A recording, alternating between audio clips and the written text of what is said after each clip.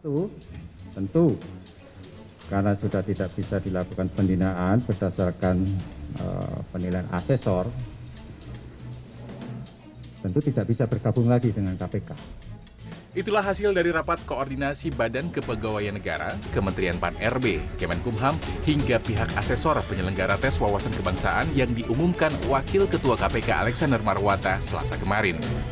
Hanya 24 dari 75 pegawai yang tak lulus tes wawasan kebangsaan yang masih dimungkinkan untuk lolos menjadi ASN, sedangkan 51 orang lainnya tak bisa melanjutkan pekerjaan mereka di KPK. Padahal seminggu lalu Presiden Jokowi menyatakan jika hasil tes wawasan kebangsaan tidak bisa serta-merta dijadikan dasar untuk memberhentikan pegawai KPK.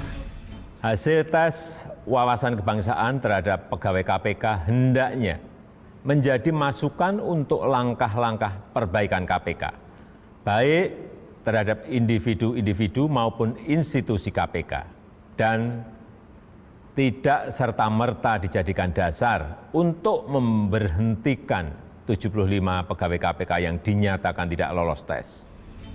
Kasatgas Pembelajaran Anti Korupsi KPK Hotman Tambunan kepada CNNIndonesia.com menyatakan keputusan pimpinan KPK dan sejumlah lembaga terhadap 51 pegawai tak lulus tes wawasan kebangsaan melawan hukum dan membangkang instruksi Presiden Joko Widodo. Hal senada dikatakan Indonesia Corruption Watch atau ICW. Ketua KPK Firly Bahuri dinilai membangkang perintah Jokowi karena sudah lebih dari 7 hari Firly masih belum membatalkan pemberhentian pegawai KPK tersebut. Wawasan kebangsaan itu ada 2 isu penting. Yang pertama ada pelanggaran hukum karena tidak sesuai dengan peraturan perundang-undangan. Yang kedua ada indikasi pembangkangan dari perintah Presiden. Di sisi lain, Kepala Staf Presiden Muldoko meminta masyarakat memahami informasi ini secara utuh.